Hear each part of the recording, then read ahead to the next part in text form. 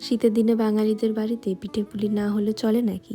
আজ আমি এনেছি আমার বাড়ির স্পেশাল চুষি পিঠের রেসিপি নিয়ে। চলো শুরু করা যাক। চুষি পিঠে বানাতে বেশি কিছু না, চালের গুঁড়ো, দুধ, গুড় আর সামান্য চিনি লাগে। খুবই সহজ কিছু উপকরণ, কিন্তু স্বাদে অসাধারণ। প্রথমে ফুটন্ত জলের মধ্যে চালের গুঁড়োকে দিয়ে ভালো করে ফুটিয়ে নিতে হবে এবং তারপর হাতের সাহায্যে ভালো করে একটা নরম ডো তৈরি করে নিতে হবে, যাতে চুষি বানাতে সহজ হয়। দেখো, এইভাবে ছোট্ট ছোট্ট চুষি বানাচ্ছি। এটা একটু সময় সাপেক্ষ, কিন্তু করতে খুব মজার। এই যে এখানে আমার সমস্ত চুষি তৈরি হয়ে গেছে।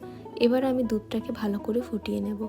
দুধটা একবার ভালো করে ফুটে যাওয়ার পর ফুটন্ত দুধের মধ্যে আমরা গুড়, চিনি দিয়ে তারপর আবারও আমাদের দুধটাকে ফুটিয়ে নিতে হবে।